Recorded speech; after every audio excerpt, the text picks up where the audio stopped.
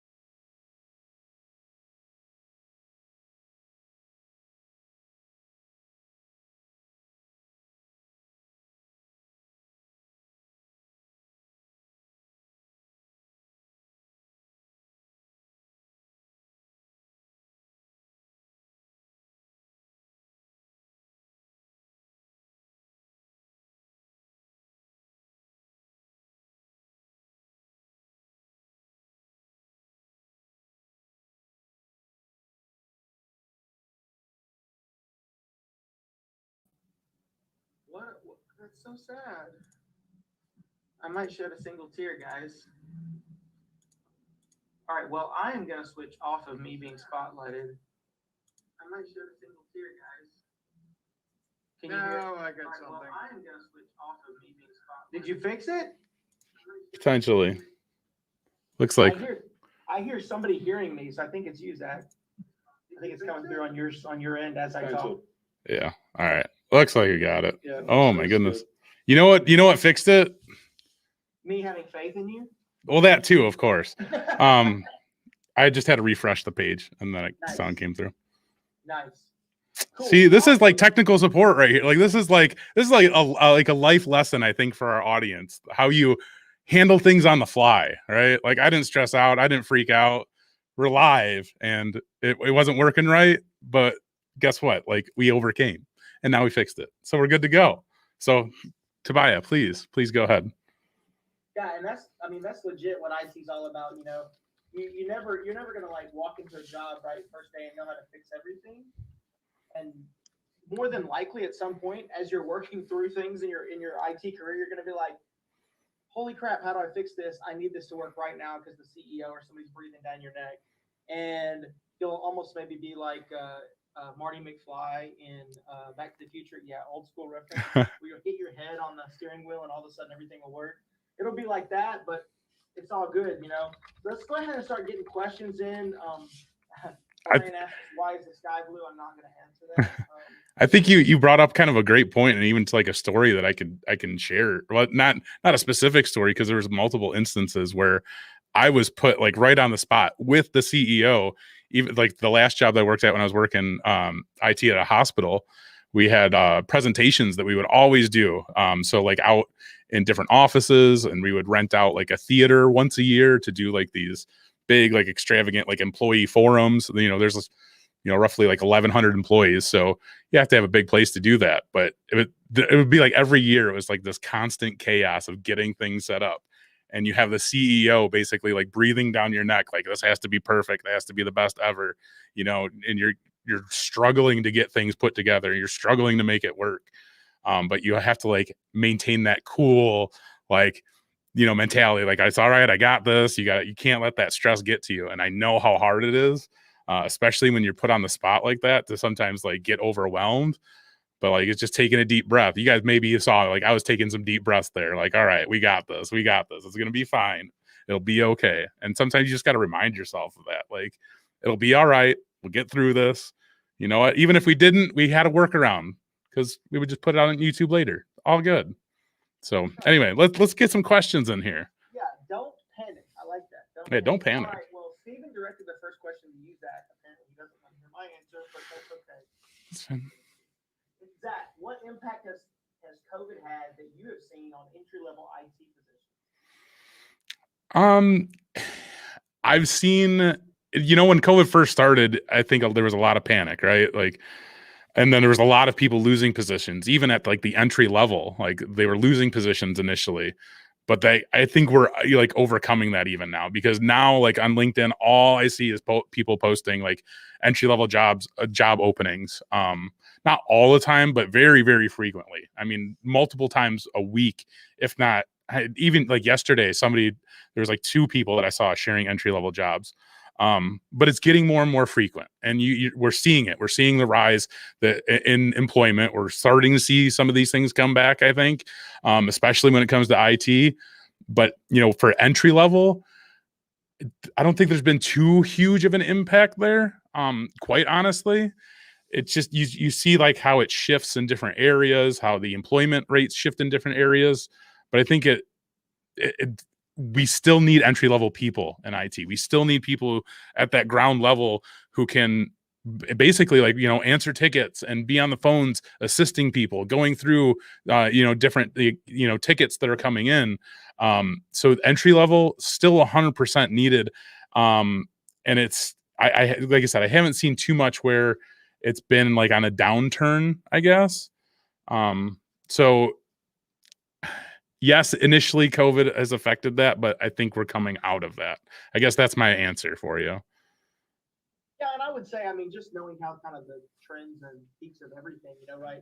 When more people go home, the entry level guy is going to be the one, honestly, setting up the laptop for the person to go home, setting up those VPN connections, doing a lot of those, desktop setups and things like that. They're going to need people to do that kind of work. And then, just people to field the help desk problems have to increase significantly when the help desk now extends to everyone's house. Oh, 100%. Right? I mean, you can't, yeah, I can support you in a building, maybe with one person, two people in the building, but if I have to support you, in, I don't know, a 150-mile radius within a state or city or whatever, then I have to have more people because I may have to send somebody to somebody's house.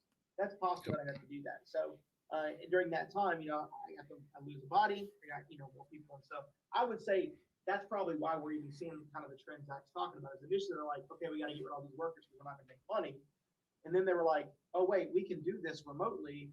Now we need all these workers back. And that's kind of why you even saw the job rate, the unemployment skyrocket. Then it kind of went down a little bit. Now it's kind of flatlined because you're seeing not necessarily so much IT unemployment shifting anymore, but that gap has been filled with more IT positions. And then to spin it back to Next Gen T, we're seeing more and more people regularly now that are currently in our active cohorts find jobs at entry-level positions before they've even completed and graduated from a program. So I think that there's more opportunity out there than there even maybe was right after COVID hit. Yeah, for sure. I mean, you still need people that are going to be they have to support people remotely, right? And like those numbers, as you get more people working from home, the support that you're going to have that's required for that, as you were mentioning, like people actually going out, to service some of these devices at somebody's house and things like that. You're going to run into that more and more. And then, you're just running into more and more issues with people being remote too, because it's a completely different experience for many people. So you're definitely going to run into a lot of more so foundational technical issues that need to be addressed, like I'm not able to connect to my Soho device, to your essentially like firewall, right? And you might have to walk somebody through like how to reboot that and unplugging things and plugging things back in and making sure that those are all plugged in properly. Like that's part of like entry level troubleshooting support, and you have a lot of that right now. So Joseph hits us with a great question here. Was the response to the Colonial Pipeline incident appropriate for as large event as it was? I'm going to be honest, I'm not super read up on this yet, so I'm not going to try to talk from a place of extreme intelligence. I know it's at the federal level, and then the stuff's coming down, it's not just states handling it, it's coming down from the federal level. So I would say the response is about as high as it can get in America for, people stepping up to it, but I don't know, down to the letter. Zach, if you have more information. Yeah, I mean, I think Biden, made a comment about it even, so I'm fairly certain he did. If not, it was right around the time that this all happened. But, just the fact that our president is saying, hey, we need more folks in cyber. We're going to put more emphasis on this sector of our workforce.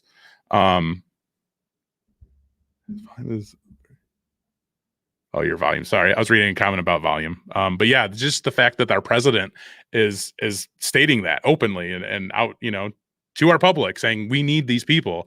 I think that's a great indication just a great thing that he's acknowledging this. That tells us that we need more folks in this field.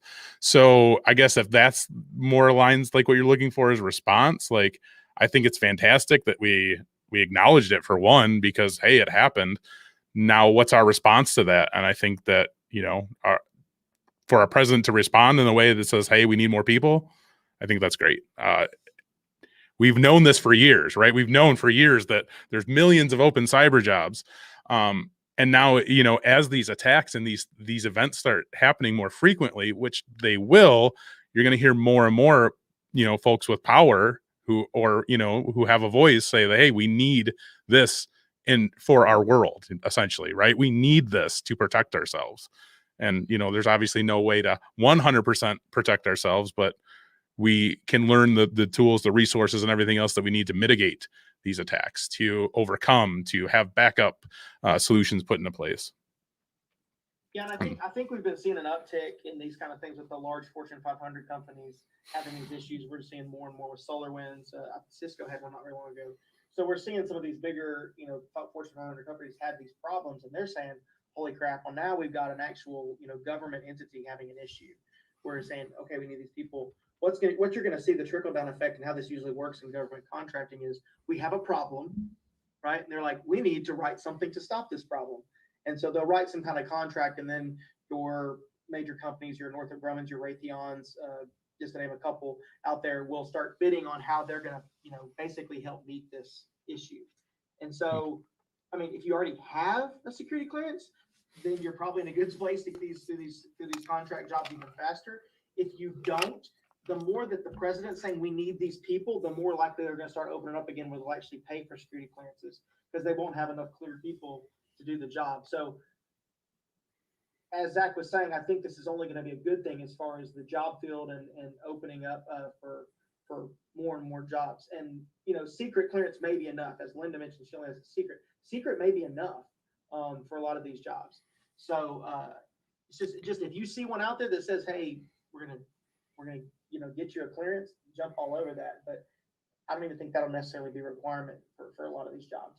They might open that up even, further, where they're offering more sponsorships for clearance. So that's definitely something to look into. Before I forget to mention, a great way to network with people who do have secret clearance and things like that, to find a great way to connect with these types of people so that you can somewhat get a foot in the door, potentially. LinkedIn. Get on LinkedIn and connect with these people. Like, that's the best thing that you can start to do. I could go into like a ton of detail on that, but this is probably not the episode for that. But yeah, for sure. And then what would I have done differently? I don't know. I think me and Zach both kind of are letting you know we don't have a huge understanding of everything that's being done yet. So what we would have done differently, I don't know. That been planning 6 months earlier, not waited so long to say we need cybersecurity people. I would have done it last year. But yeah, I mean, I think we're going to see this huge uptick, and I think it's going to help the problem. Steven says, we have noticed a rise in ridiculous job expectations in cyber and sysadmins. Remote work has opened people's eyes to their value and the value of their time. What do you think is the solution? I'm going to say real quick, apply anyway. If you see a job description or job expectation that is crazy high and ridiculous, and you don't think you can get the job, then you've already basically discounted yourself out of the chance to get the job, right? So if you apply for the job and they tell you no, okay, fine. But if you don't apply, if you don't put yourself out there, if you don't try to make that connection and try to land that job, then you're never going to have a chance to get a job, or the job does have too crazy expectations. And I will say a lot of times they will put that in the descriptions to discourage people that aren't confident enough to apply. So if you discourage those people by putting these job descriptions in there, then they've met what they needed to do. Steven, are you asking two different questions there, though? I don't know if I'm reading it differently, because to me, it seems like two different questions, because he's saying he's noticed a rise in ridiculous job expectations in cyber and sysadmins. And then he's saying remote work has opened up people's eyes to their value. So is that two questions? No, it's not two questions. Okay. I think it's more that these ridiculous job expectations are being seen more and more in all levels, including government. So you have people who would once consider them, they would apply anyway, but then, they have low salary, long work hours, personal time that it digs into. So these people say, I can work remote for a company across the country. I'm not going to bend over backwards for what little I'm being given somewhere else. Yeah, So my I'm bad. I asking, misunderstood. what do you think the solution is? Yeah, I misunderstood No that problem. question. Yeah. So I would say the solution to that is really what you just said, right? I mean, the more that you take the jobs that are the better job remotely, and you put your, basically put your company's feet to the fire and say, I'm going to take this other job, and you make yourself, more lucrative that way, it's going to have to stop. Like that's the only way. The war of attrition means you're going to win in the end, right? Because at some point they're going to say, we're losing all our people. We have to pay them. Or that company's not going to exist anymore if they're not willing to pay good people. Yeah, I mean, there's a lot of open jobs right now, and it's a very competitive market still.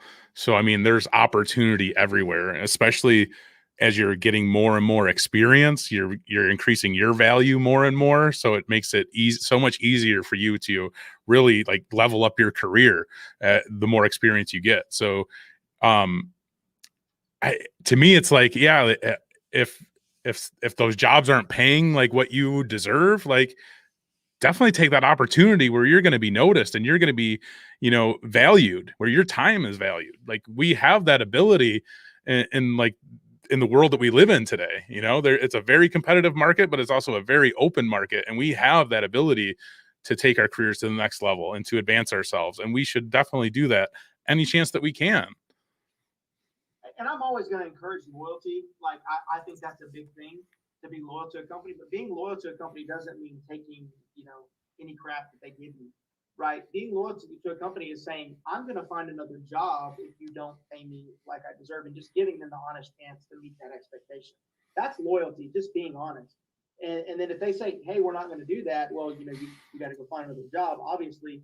Or it's better to have one in hand to begin with. But long story short, be loyal to a company, but if they're treating you like crap, don't hang around and just think you deserve that. You deserve better, and like Zach said, the landscape's so open for you. You don't have any reason to sit there and take it. For sure. He says, what will be the guesstimated percentage of work from home or on-site IT work now? I can see remote work being more useful for IT as of now. You can go first, Zach. I couldn't give you an exact percentage at this point because I know so many businesses are hybrid even at this point. You hear about some of the large companies who said, we'll never go back to having, our workforce come into the building, which is great. There's a lot of companies that can do that. However, there's still a ton of other like companies outside of those that cannot do that. Healthcare would be one of them. The school system, that's another one. Manufacturing, there's another one. Those, actually require people physically there on site to be able to support the systems and the people there. So, while yes, you're going to have a ton of businesses that are going to go remote, you're still going to need support for all of those businesses, just as you will for the businesses that don't or aren't able to go remote. So I don't think that those percentages even matter unless it matters to you, like where you want to work. Do you want to work from home or do you want to work on site? That's the only reason I can think of why that would make any difference at this point. That's why I just went with the idea of just a guesstimate. Like you didn't have to like give a straight answer. You just want to play. All right. No, I'm just kidding, Peter. I would say, Peter, it's never going to be the same. Yeah. If it was 25% before, it's probably going to be up around 50. It's going to be at least a double of what we used to have because of the large companies, huge Fortune 500 companies saying we're never going to send people back into buildings. That's a huge portion of the workforce. On the one thing I will say though, we were just talking about government contract position. My brother works in a project management government contract position, and they have to go to work because the government's like, we got to account for your time. So if you end up taking one of those government contract positions, the odds of you working from home are less likely, maybe some, but fully work from home, the government doesn't like that because they can't account for your time as easily. And those contracts are all about people's clocking in, clocking out time. They're really, really tight around that. So yeah, I would say you'd see at least 100% increase in the amount of people. So if you go from 25% to 50% that stay working from home, I don't know if those numbers are accurate from what it was before. I haven't done recent research to say what the current was right before the pandemic to now, but I would say at least that type of increase would be my guesstimate. Yeah. And then, as far as work goes too, if we want to like go there, like they're the type of job, just to kind of open this up for people to like think about, the help desk entry level types of jobs, like technician types of roles, those might be more of like a hybrid or more on-site type of role. Your sysadmin roles could somewhat be hybrid because they might have to come on site to, work on different servers in their environment. If those are still, on site, provided they're not out in the cloud yet, it all depends on the business, of course. Network engineers, it's the same thing. Like while you could do most of your job remote, you still might have to go on site to, rewire a switch, replace a switch, put in a new switch somewhere. So yeah, it's definitely, you'll probably see more hybrid, I think, than anything else out of what's happened in the world the past year and a half now. More hybrid probably. Yeah, you can't do a rack and stack from your house at a data center. Yeah, no. That's But never going to go away. Yeah. Okay. We got a couple of questions surrounding this government sector and cyber incidents and things. I'm going to jump around those because we kind of spent a lot of time there. But Art asked, has COVID unemployment scenario affected the salary rate for IT workers, particularly entry level positions? Salary.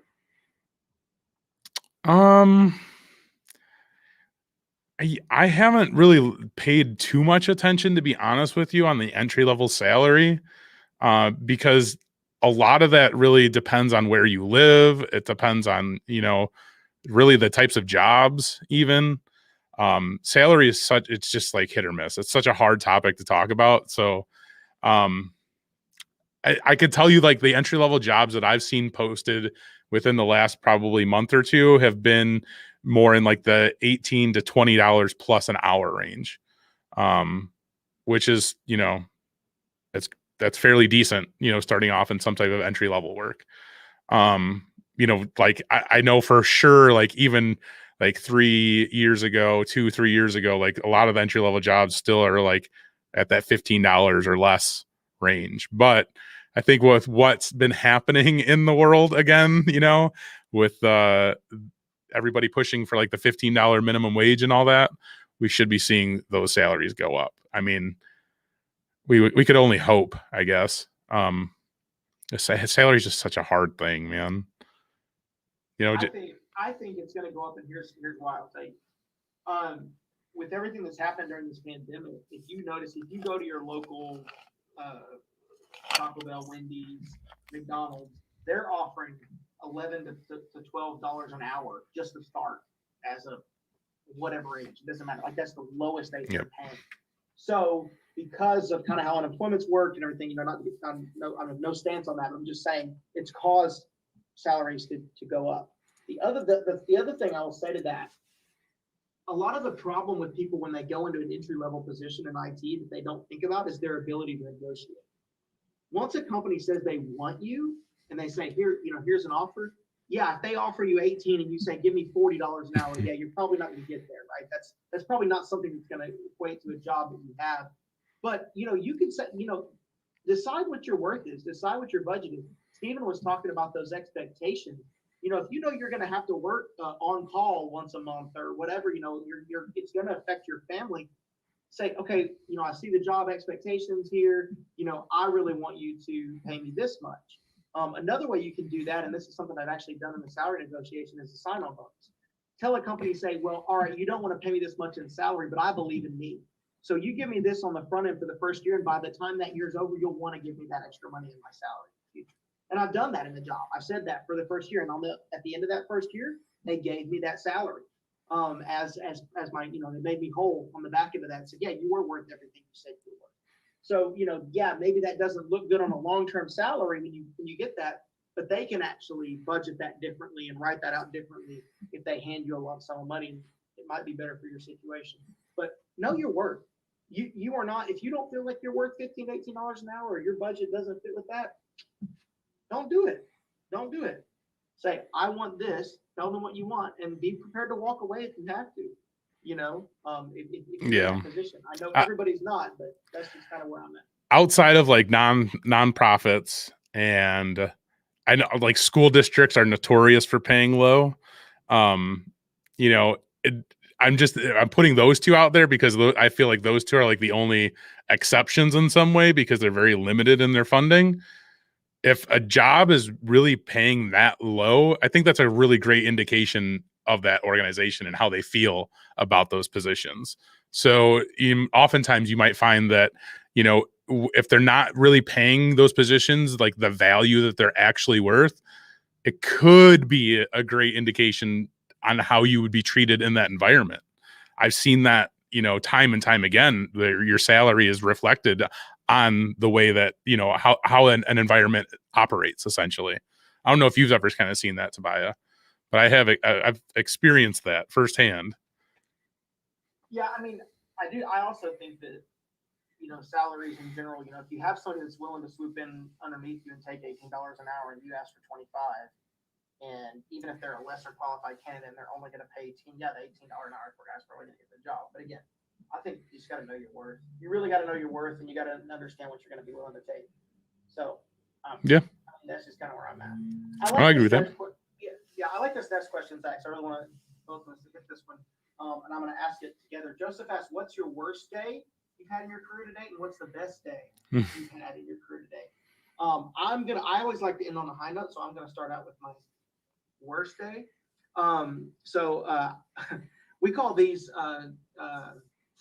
grab the bag when I used to be in the military, when I was an airman. So we actually, I actually took down an entire basically intertransfer node. So basically the main switch for like about 7 or 8 buildings because I accidentally rebooted it via the command line after locking myself out of the console. Like in conjunction, I did it somehow. I don't remember exactly how I did it, but I'm grabbing a laptop bag and you're trying to get out the door as quickly as possible so that by the time they notice what's happened, you're gone already. So you get yelled at when you get back, not when you leave on the way out. But I had to get in a government vehicle, drive myself over there, and repair it, directly with a console cable. What I had done, I don't remember all the steps I did to screw it up. I just remember I took down basically a block, on an Air Force base of like 7 different buildings. They were none too happy, and I had to fill out a report of why I won't be stupid in the future. That's probably my worst to date. My best, I can't say the student's name, but it's been with this company. I had a student that I met with basically weekly on the front end. He was struggling doing his courses, and I met with him once a week and talked with him. And about 2 months ago, he landed a job. And I was almost in tears happy for this guy because he was working really hard and he really wanted it. It took him a little while, but when he told me that he landed a job, and we even talked the day before his interview, we kind of mock interviewed some stuff, looked at the job description, and he went in and nailed it and got the job. And that's probably my best day ever in my career to date. That particular, we've had a lot of job success, but that guy right there, because I spent a lot of time with him. That's awesome. I love that. My worst day is actually very similar to yours. So I was in both of, I think my stories kind of relate more towards like when I was first starting out. But yeah, so the worst day, I was working in a school district. One of the computer labs we had at one of our buildings, the middle school, wasn't working. None of the computers were online. So I go there. The switch was off. Plug the switch back in, or switch was unplugged. Plug the switch back in. Nothing was working still. And mind you, the switch was on the floor, right? It's like a 48 port switch just sitting on the floor in this computer lab, plugged into like 20 something computers, whatever, still not working. And I'm looking around, I'm like looking at all these cables, and I see this loose cable sitting around. I'm like, well, all right, it's got to be this loose cable. So I plug in the cable. And then I leave because I had to go pick up my daughter. So I had to leave early. And I'm not even like 5 minutes like driving away, and I'm getting frantic phone calls. Our network's down. Do you know what's going on? I'm like, no. 10 minutes later, another phone call. Are you sure you don't know what's going on? What were you doing before you left? Like, I plugged this cable into the switch. It's trying to fix the computer lab at this middle school.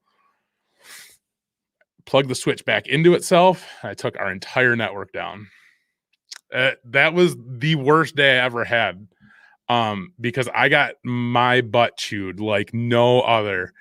I'll never forget. I'll never make that mistake again. I will always, for the rest of my life, follow the cable. Like, always. Worst day ever. It's so embarrassing, like thinking about it and talking about it, but I learned my lesson. I'll never do it again. That's my worst day. Similar to you. Best day though, was probably, again, when I was just starting out. I was learning about Microsoft Deployment Toolkit, and I actually got a new job where I was able to implement Microsoft Deployment Toolkit from the ground up. into the environment. And like I just remember like that day of going into the meeting and saying this works to our IT department. Like we can now image all of our computers this way from anywhere in the building. You know, it was just like one of the coolest things that I think I ever did. And it was probably, as you know, I wasn't even that far into my career at that point, but it was just like something that always like sticks out in my memory. Like, oh my gosh, like it was my first project. That's what it was. It was like my first project from start to finish. And I was so proud of that, like so extremely proud of that. I don't know. I just always remember that as like a victory of something that I completed all on my own from start to finish. So yeah, I don't know. That just sticks out outside of like everything that I do, you know, here, like, and like on YouTube of like helping people. Like that's like the one thing that I don't know. I love. I'm just it just hits like this place in my heart. It really does. I don't know why. It's like the nerdiest thing too. Microsoft Deployment Toolkit. You'll probably hear that as you're working in an IT, or like SCCM. Those are two big ones. But yeah, nerdy. Yeah, there's definitely nothing like doing something groundbreaking within the company that they didn't know you could ever do before. Yeah, well, let's just do it this way. And they're like, yeah. They were like, "Wait, you can do this?" I was like, "Yeah," because they were using like Clonezilla or something, which is like totally old school. I'm like, "No, we can use this, and we can image, like we can multicast like anywhere in this building." And it was a huge engineering firm. So yeah, it was like a very, very big environment, but it was just cool because I was like, "Yeah, we can just go down to like this engineer's desk right now and re-image that computer right there, like pixie boot it, and we're good to go." I was just, I don't know. This is the stuff that I like. I get excited for people when like they get to experience something like that, when they get to like have like their like the nerdiest moment of just like something they did when they're working in IT. Like it's just such a, I don't know. I geek out over it. One more because you actually went that route. So I did when I was working for a network AV company. I can't say who it was because of the NDA, but I can say who the company was. So I was at Microsoft retail stores, and they were putting them in like all their retail stores, and in the like mock-up version of their Microsoft retail store, I'm sitting there over the shoulder of their network engineer who's like, I can't figure out why this basically is not working. And I said over his shoulder, I said, change that config, do that, and I'll do that, because I knew that all our multicast configs, and he didn't listen to me for a little bit, but I said over his shoulder and I talked him through it. And when he got done doing everything, I said everything worked. And you just want to sit back like, that felt good, because this is like senior network engineer for Microsoft retail stores, pretty big name guy, and this is just little old me in this smaller network AV company telling him how to do this new thing. So that was a pretty cool win for me. Steven, you got to hit me up offline for that job with the cyber team at Next NT. That's not going to be on here. We're going to talk about that. Hit me up offline. And Tobiah is your guy for that too. Yeah. Hit me up direct. So I got another question here that's directly sent to me. Is there such thing as a permanent position? It seems though companies hire for projects, not permanent positions. So a lot of times companies will hire for projects because they've been burned so many times by just hiring permanent positions because they need them with upcoming projects, and then the person doesn't work out. So they started doing this hiring for projects, and that's how they get their permanent position. That's really kind of more been the thing. And they use a lot of these companies like Apex and Tech Systems and stuff to do these kind of like contract to hire, like 6 month to hire thing. So they'll have a project and then bring somebody to work on the project. And if in 6 months, financially, they can't hire them, that won't happen. But more often than not, if you're an amazing worker and you go on a 6 month contract, you're going to land a permanent position. So pretty much, I would say if you get an opportunity like that, it's in your job range, go ahead and take it, because what are you going to do for the next 6 months anyways? If nothing else, you're building experience, you're working on a project, you're learning. I would take those in a second if I was just looking for, getting my foot in the door and getting started for sure. That's so to come back around to that story that I told, I got that job working through Sentinel Technologies, which is like Tech Systems. Steven probably has heard of them, Sentinel Technologies. That's who I used to get that job. And it was just like, it was supposed to be for 3 months because the person I was filling in for somebody basically. And within like the first month, I was like, look, I can bring this to you guys. Can I do this for you? And I sold them on it. And then essentially I sold them on me. So they hired me. They bought out my contract from Sentinel Technologies within like the first 6 weeks I was on that contracted job. So yes, that to your point, that's how they hire people now, a lot, because they're not losing anything essentially. It costs a lot of money to onboard somebody. It's a very, very costly process. And when somebody doesn't work out, like, they're losing even more money. So when you work as a contractor, you're being paid whatever the hourly rate is, like, that's what you get. That's it. You don't get any benefits. You get nothing. You just make that money and go about your way. Right. So like when you get onboarded, like, you have to go through this whole enrollment process of all these different benefits that you get. And that costs these businesses a lot of money. So why not contract for 3 months, 6 months and see how somebody works out? And if they're working out for you, you're going to hire them on full time. So yeah, 100%. I love telling people to take advantage of any type of contract work you can find, especially if that's the only thing that you can find. And oftentimes you're going to find that, that's probably going to be the only thing available in your location at sometimes. Take it up. You know what? It's experience, and experience is golden. So do we have anything coming in on YouTube for question wise? Because I don't want to ignore that. I haven't. I don't. We have one question. What's the best way to get in the IT field? Well, so I'll give you the canned answer. Next Gen T. Yeah. Hit us up. We got you. That's the best way to get into the IT field. And we have a lot of people on this call that will probably agree with us. Outside of that, the best way to get in the IT field is make yourself really good at least one. Make yourself really good at least one thing. I actually literally worked when I got out of the military. I worked in tech support for this network AV company, and I became the multicast expert at this 50-person company. And what happened was that 50-person company got bought by a 3,500-person company that didn't have any multicast experts. So I went from being the multicast expert at a 50-person company, went to bed that night, woke up the next morning, and I was the multicast expert at a 3,500-person company. Then that company was bought by Samsung, and then I became the multicast expert at Samsung. And that just happened by acquisition. But I made myself pretty much like, they needed me. I was the most important thing. So to become really, really good at something, whether that be switches, whether that be routing, whether that be phones, whether that be desktop support, whatever it is, become really, really good at that thing in network engineering, configuration management, whatever you want to do, become really, really good and become irreplaceable at that thing. Because if a company can't replace you because you're so amazing, that's where you have all that leverage to go look for other jobs and all that kind of stuff and get more money. So become really, really good at something.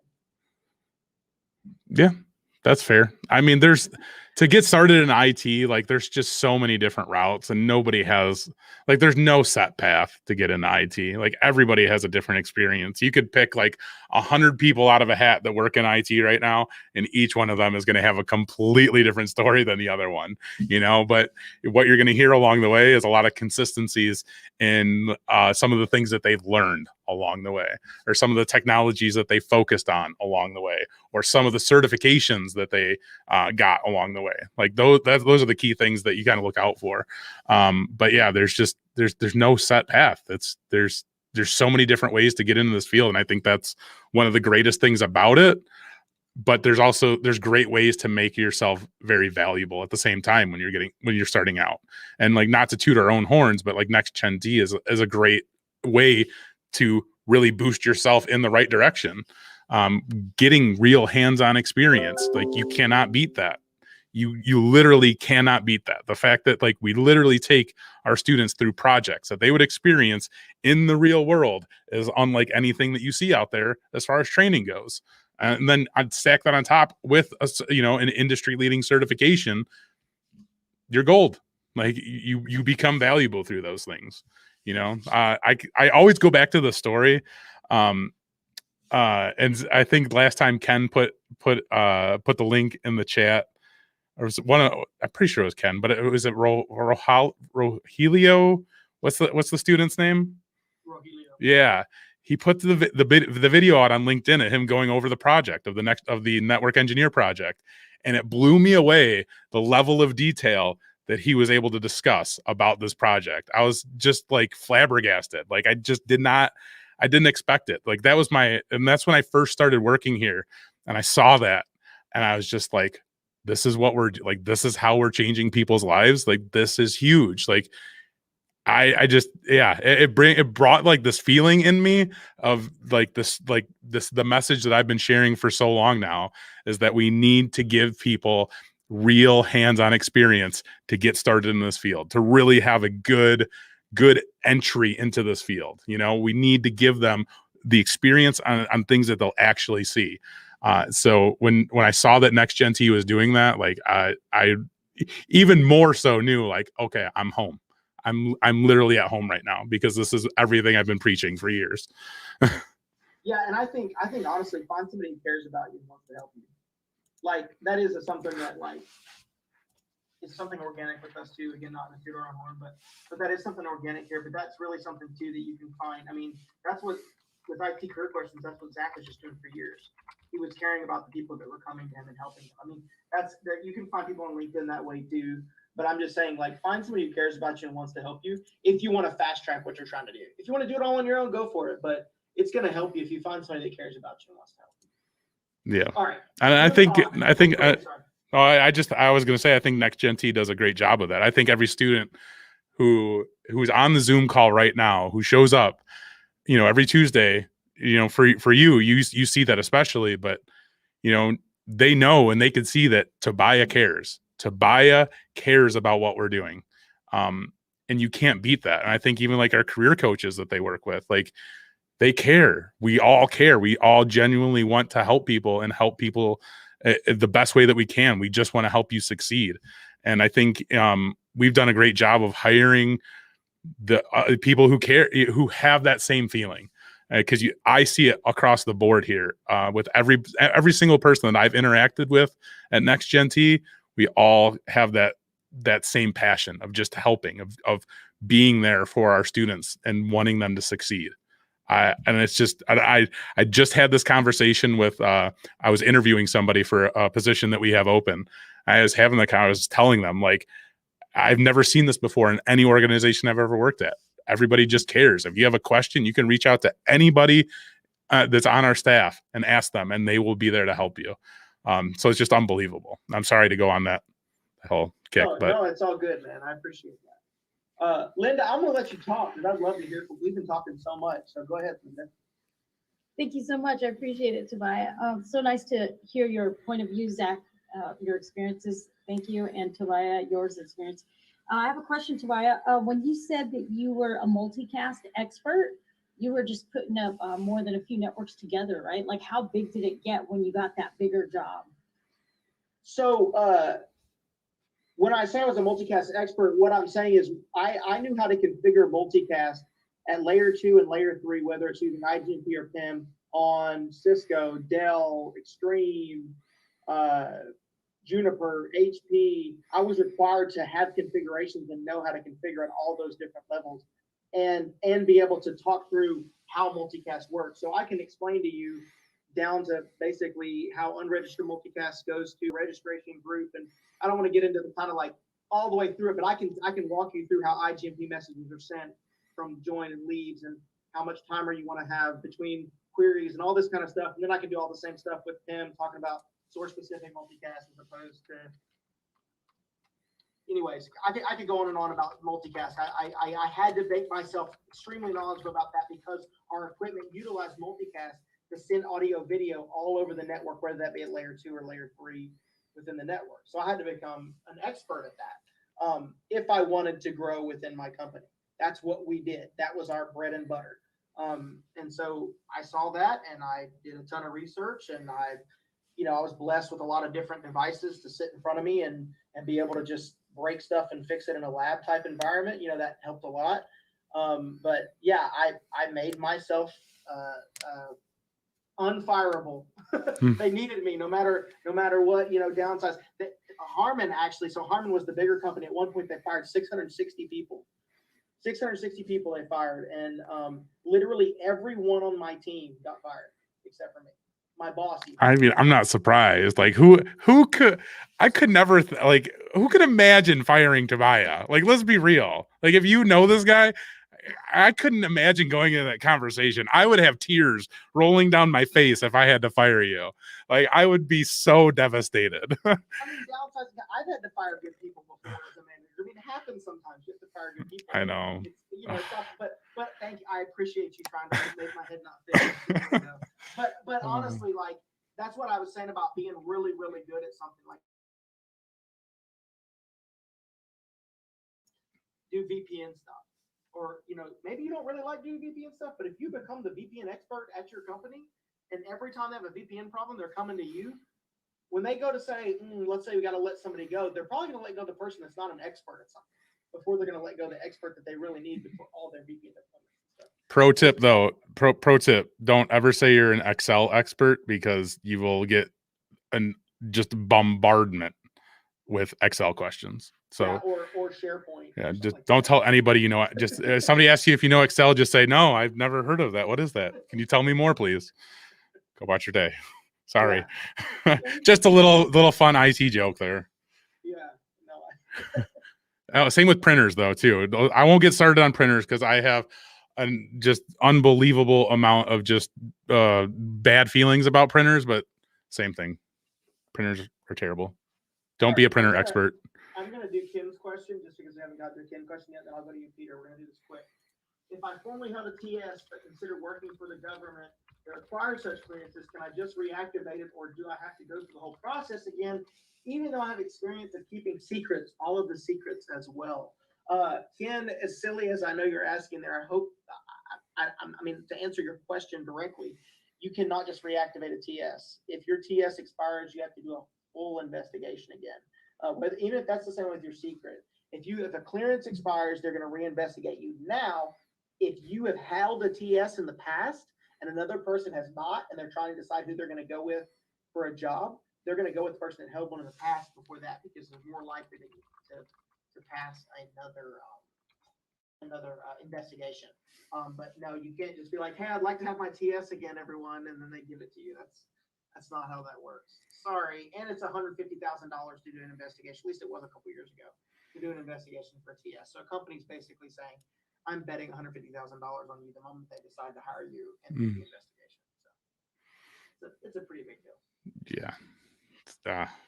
What's up, Peter? Go ahead, Peter. So an idea, and also kind of a good question or two. Any new projects for things to teach down the line? Any new projects to do what?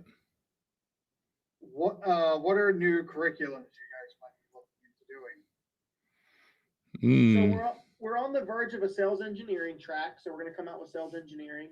That's kind of a cool thing to get into out there. We're building that now. It's either Q3 or Q4. That's probably going to launch. And then we're still in the works of trying to get something cloud going. That's a little farther out because we're still trying to find a really good instructor for it. But we're definitely going to launch sales engineering. We're hoping to launch cloud before the end of this year. So cloud engineer. But yeah, that's what's on the horizon, very close. If our CCIE had its way, we'd probably have a CCNP course already, but I know that at some point that's been talked about, but that's, way out.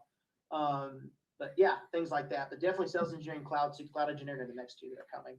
Yeah, I'm excited about sales engineering. If you're unfamiliar with sales engineering, a great position for people to get into when you're getting experience in the field. It's obviously, as the title implies, sales. It's very sales based.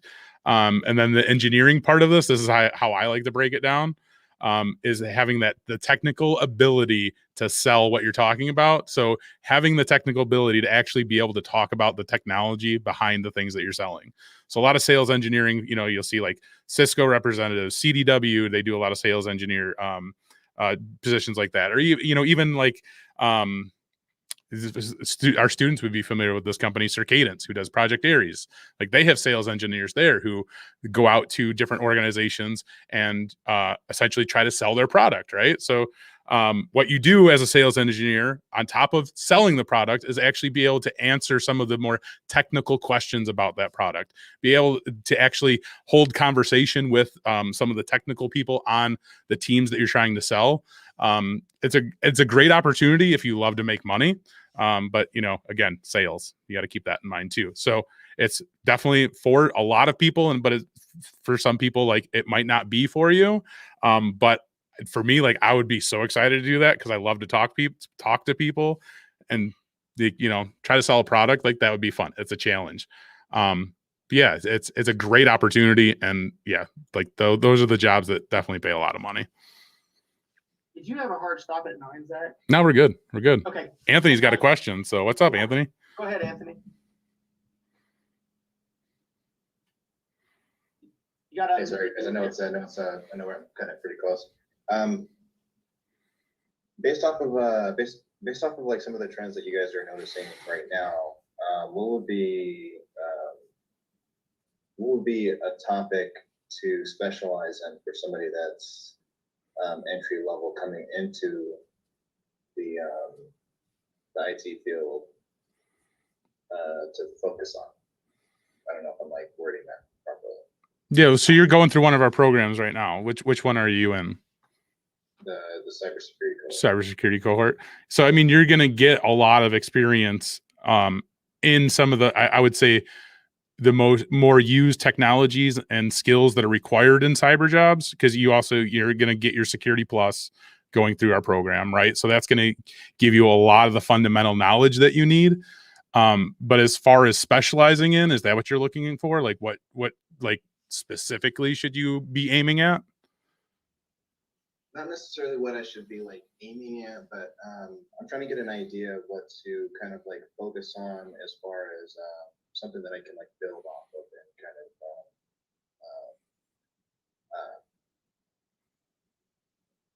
sure. I don't know what I'm trying to say. So like so like programming. Like there's lots of different things you can do with programming.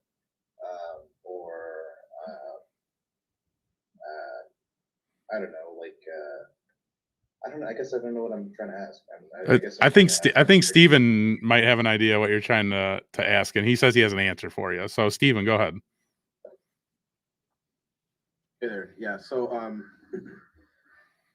first question I would ask you, if you're looking to get and focus into cyber, is what side of cyber do you want to do? Do you want to do offensive, or you want to do defensive, or a hybrid? And then when you decide on which one of those really attracts your attention, then you have a lot of options in both, right? So, just let me know right now so I'm not going on a tangent on the wrong side. Anthony, you know which side of cyber appeals to you most? Yeah, let's say hybrid or red team. Okay, so if you want to do hybrid or red team, if you do hybrid, obviously that means you need the best of both worlds. You need a strong defense, you need a strong offense. But typically what happens with hybrid positions is that you will still focus on one side a little bit more than the other, but you still need a very, very solid foundation in both. And when I mean solid foundation, I mean you need to know your networking and you need to know your defensive side, what you're looking for. So if you do an assessment, right, for a company as a purple teamer or as a red teamer, they're going to ask you to take 3 hours a week and go through their assessment. They're going to give you VPN access and they're going to say, you need to find this, right? They're going to give you what you need to find, and you need to use your methodology to find whatever it is that they asked you to find. And just that alone incorporates easily a year's worth of hardcore studying, a couple hours a day, 6 days out of the week. If you know what side of offensive you want to do you want to do web application security? Do you want to do networks? Or do you want to do some other combination like red team engagements, right? Do you want to be a physical penetration tester? Do you want to be a social engineer? Do you want a hybrid of some of those? And the best and the most effective thing that I'm going to tell you right now is to find someone that does that day in and day out, and do not stop asking this person questions. Ask if you can shadow them. Literally say like, look, man, I know we've only met a couple hours ago, but I will go out of my way to shadow you. I will follow what you do. You want me to write the report? I'll write the report. You want me to, meet you somewhere? Let's meet somewhere, because this is something that I really want to do. And when someone knows and they say, okay, this guy is serious. He's down to earth and he really wants to learn. They're going to take you more serious because you know what it is that you want to, at the very least, experience. If you have no idea and you're kind of wish-wash, they're going to be like, yeah, I'll think about something, or if I have time. But if you want to do offensive security, you want to do web application security or networks, decide which one you want to do, and then reach out to people and ask to do a shadow, even if it's just a couple of hours, because that'll give you a good idea of what your day-to-day might look like a year or even 6 months down the line. And I'll leave you with this. Web application security is expected to grow over 160%, which is within the next 5 years. Cloud is expected to grow over 100%, maybe about 115% over the next 5 years. Those two are the top right now. Cybersecurity is right underneath there, but the growth is not so substantial because it already is. We're talking about something that's going to blow up within the next few years because we're already seeing the effect of having 200% growth in cybersecurity, like right now in our present day. But in the next 5 years, you're looking at something of 165% growth. You're almost guaranteed to get a job if you can make your way through something like OWASP Juice Shop. And if you want to do penetration testing, you already know what it is that you need to focus on in terms of education and certifications. I think that Steven is a mentor in our community as well. So Anthony, you can find him and he can be the one you test with a bunch of the questions in the next community because he's in there. And I'm sure he will help you. But also that goes back to what I said before too. Find someone who cares about you and wants to help you because that's huge. Very, very huge. Thank you, Steven. Like that, I couldn't have said that like any better myself, dude. You were spot on with that. Anthony, he gave like every single bit of information he just shared with you, spot on. And definitely reach out to him. So, Steven, be prepared because Anthony's going to be reaching out to you. Right, Anthony? Yeah. Yes, sir. All right. Cool. Bring it. Love it. I love it. I want to answer one question that I missed earlier, just super fast. We are not an MOOC. We are not a massive open online course. You have to go to so we are not an MOOC. People keep saying there's questions in YouTube. Is there a YouTube question or two that we need to... I don't see a question. Okay. It was like at 8:59. Brian said it was. There was a question mark with it too at 8:59. I don't see anything. Okay. Yeah. Aiden says, I've gone through the cybersecurity program, got my NCSA, I've got my NCSP, working in help desk position, working to get my security plus. If I'm looking to get into security, which cert would you recommend next? Well, he already says that he's working on a security plus, and that would have been my next best one. He's going through our program, so he's right on track there. So Aiden, if you're still in the YouTube chat, this goes back to even what Steven just asked Anthony. What side of cyber are you looking to get into? And that's always a great question to start off with. What area interests you the most? Red team, blue team, purple in the middle. That's what that is. Purple. Yeah. And yeah, to know that, I mean, obviously the CEH is a good one. Certified Ethical Hacker is a good place to step next. One of our basically our cyber IA doing that. He went through our course and got all those certs, and that was the next one he went for. So that's a good next step because there's some lines that cross there between our program and that. So CEH would be if you're just looking to something to add onto your resume. That's a good one. But if you focus specifically, and then there's that Paul Jeremy basically track out there that tells you almost exactly where to go next. You put it out roadmap out there a long time ago. A lot of people have brought it up many times, but Aiden, I recommend looking at Paul Jeremy, and he's going to tell you. You say, I want to go this way. Okay, well, here's the next thing you need to do. Just follow up that track. Yeah, CompTIA has a certification roadmap too. This is like one of my go-tos. I love sending people this one. I'll put it in the YouTube chat. Excuse me. All right, let me see if I can figure out where we're on questions. I know that we had one that asked about the CCNA equivalent basically in the cloud space to AWS certification. Microsoft Azure being a certified Azure is about the AWS equivalent. You know, as far as competing cloud service platforms. I mean, I think Google's there, but I don't know if they're at the same level AWS or Azure really like in the industry right now. I haven't really Wait, noticed. Google does cloud? Are you Yeah, sure? yeah. I don't know. I don't hear anybody using Google. Sorry. I got to do a little dig on Google there. Certification wise, though, I'm saying, Certification wise, Yeah. Google makes a certification for. No, I'm just kidding. Just kidding. Yes, no. Go ahead, Linda. What were you saying? I think I was, so you said Azure? That's Yeah, what I- Microsoft Azure, being a certified in Microsoft Azure, I couldn't remember the exact, they call it exact certification, but it's an Azure certification. Well, It's, you heard about the Apple one, right? Apple Web Services, I have not heard about the Apple Web Services one. something that Jeff Bezos is doing, and I guess there's a different certification for that, and I'm like, You mean Amazon Web Services? Yeah, Amazon, yeah, AWS certification, yeah. Yeah. that's the same thing, okay. Yeah, no, Apple's not, I don't think Apple's in the game, but AWS is basically, you have GCP, which is Google's, cloud platform, you have Microsoft Azure, and you have AWS. That's the three big players. Sorry, I meant Amazon Web Services. Yeah. Yeah. Sorry. Yeah, that's what I was saying. So AWS is cloud certification, and Microsoft Azure are really the two major ones that you see out there right now. Google does have their stuff too, but I don't see a lot of people, putting No. those in job descriptions. I see Azure and I see AWS. That's what I see in job descriptions. AWS is still the king. You Yeah. still at the. They're still at the top. Yeah. Yeah, they would be the CCNA equivalent, like the way Cisco's CCNA is equivalent in networking. AWS would be the cream of the crop, and then Azure's underneath that, and then Google's on down.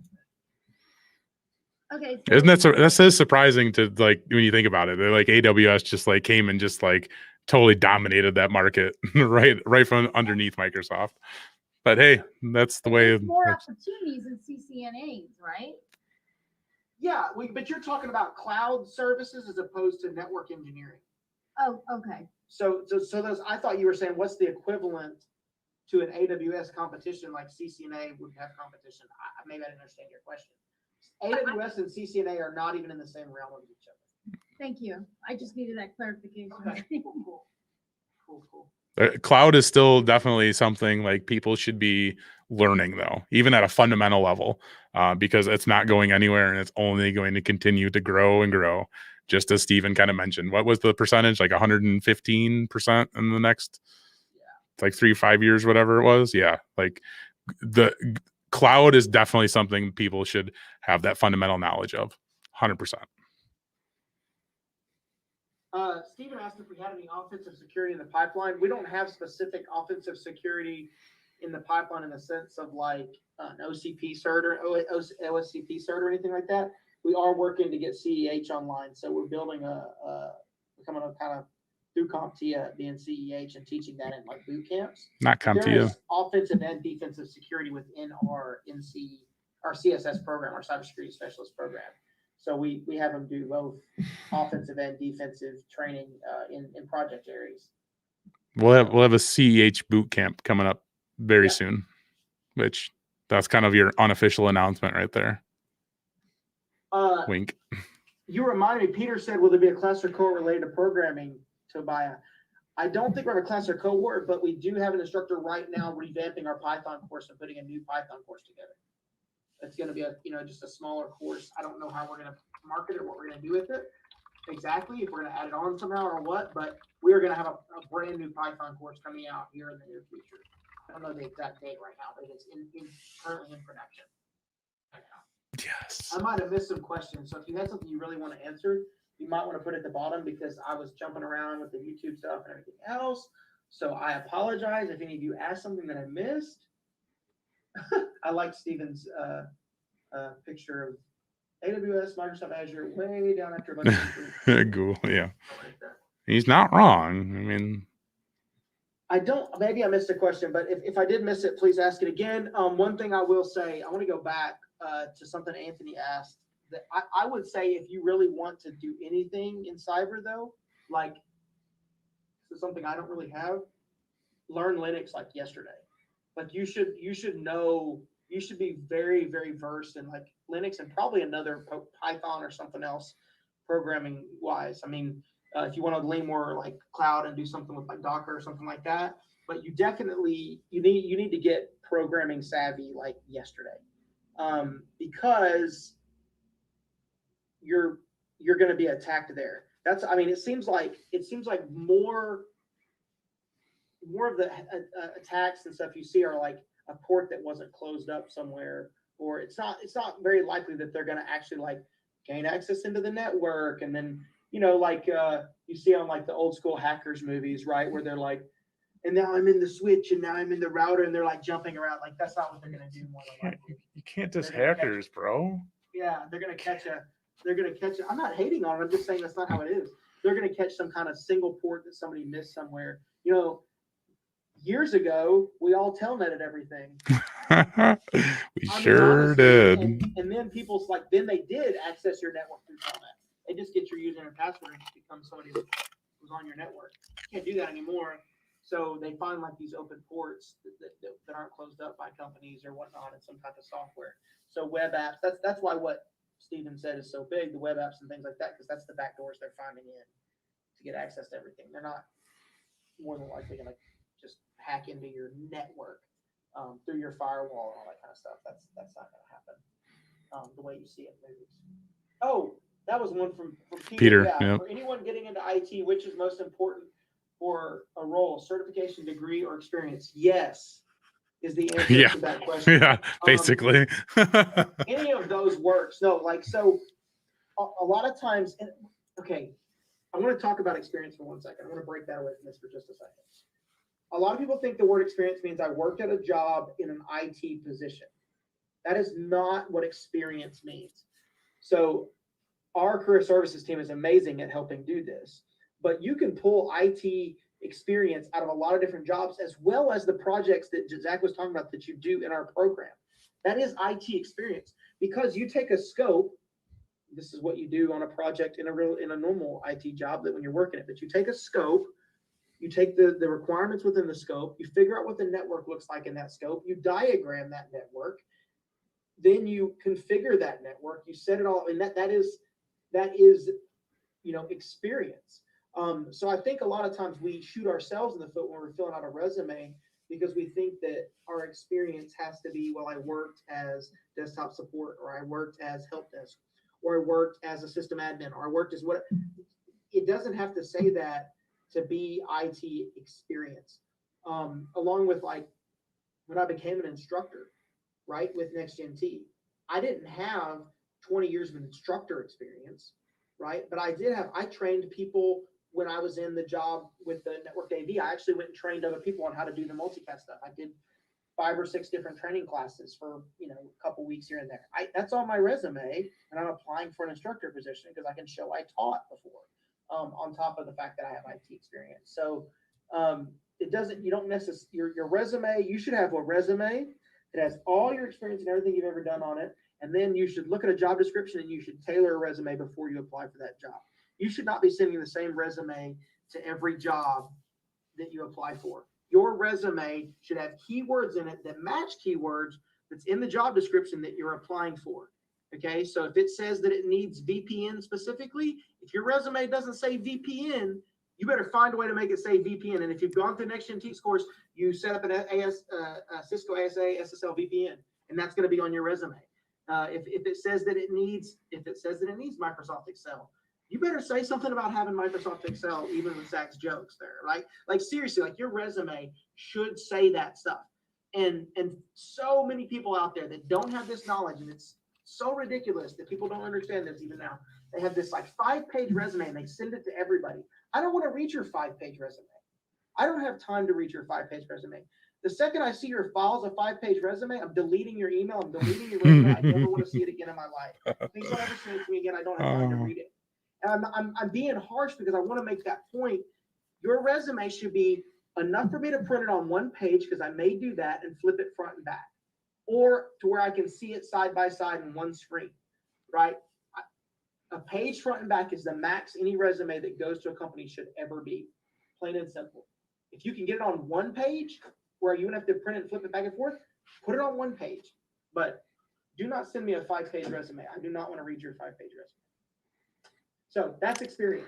I can't even add anything to that. Like I was thinking, like, what do I say to that? But like you everything you said was right. So sorry, I was on a roll there. But dude, I love it. I love it.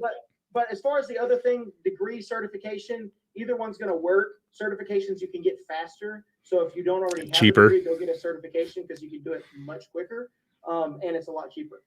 So if you don't have a degree, now my degree, I have a master's and a bachelor's that took me a long time to get, and they're very good on a resume, but it took me a long time to get it. If it wasn't for a GI Bill, it would have cost me a lot of money to get it.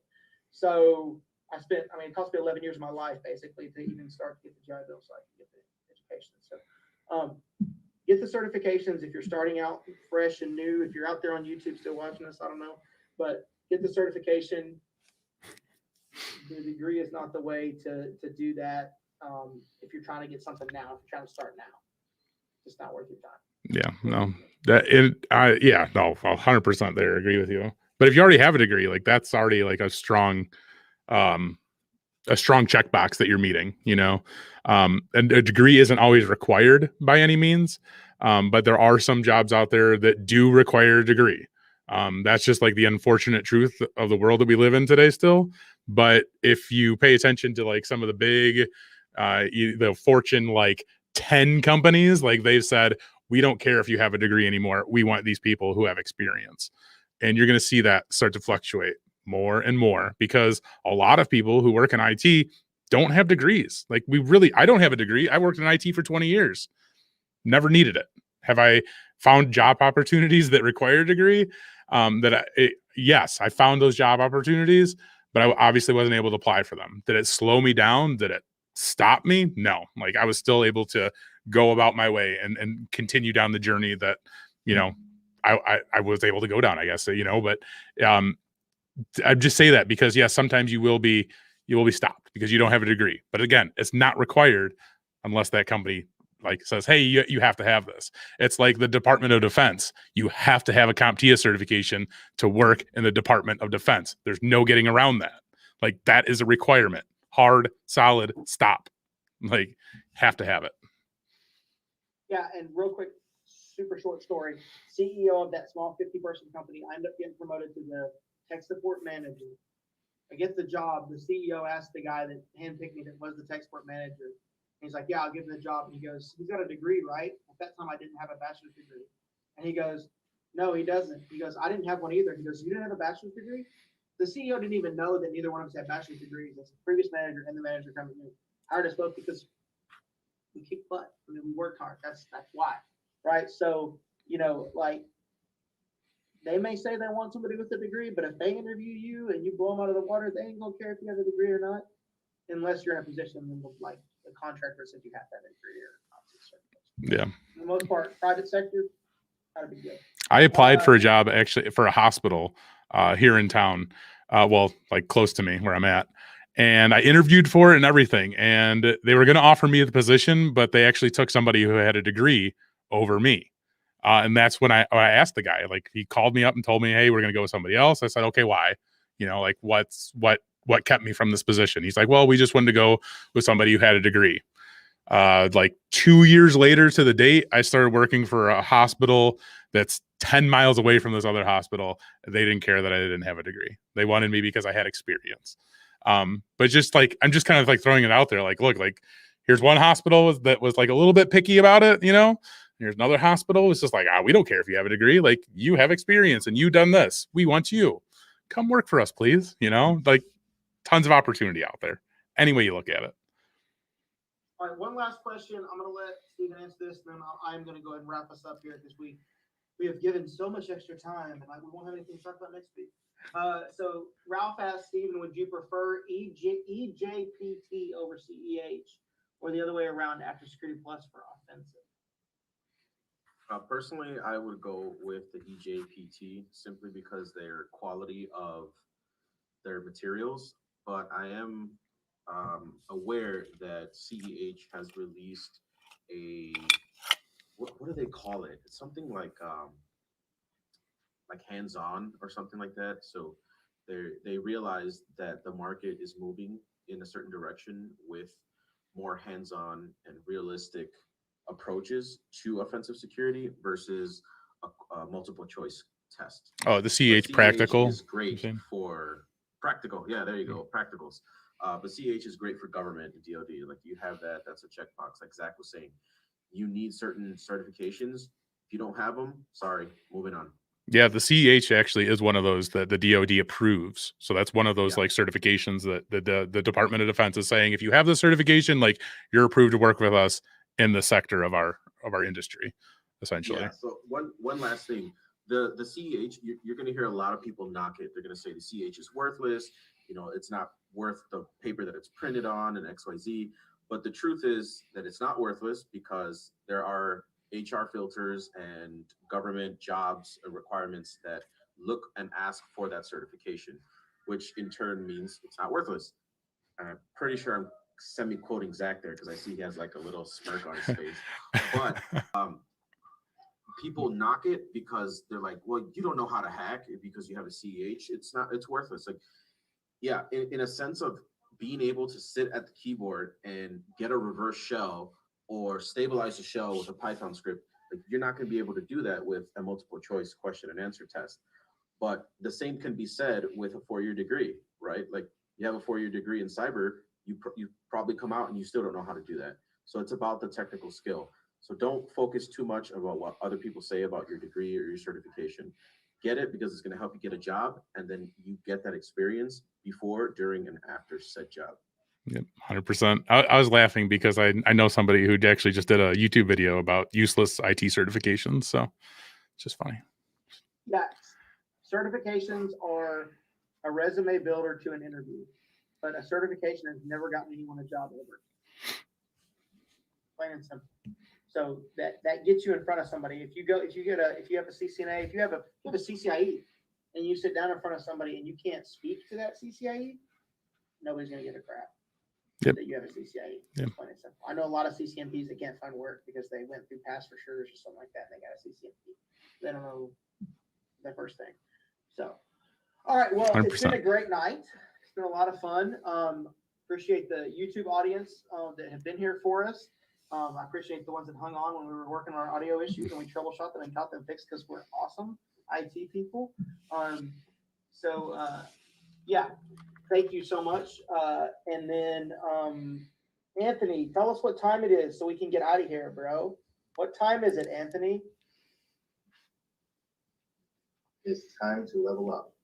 Become a rockstar engineer. And become a rockstar engineer. Awesome. Thank you so much, Anthony. And thank you so much, Stephen, for your support and help too. Zach, thanks for making this all happen. We plan to continue to stream to YouTube. So same time next week, we're going to have something for you.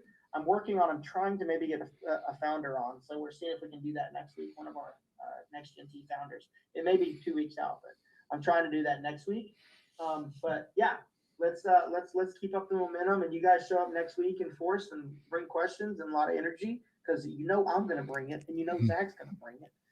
Bringing it. Going to be here. Bringing it. Have a great week. We'll see you next week. See y'all. Thank you.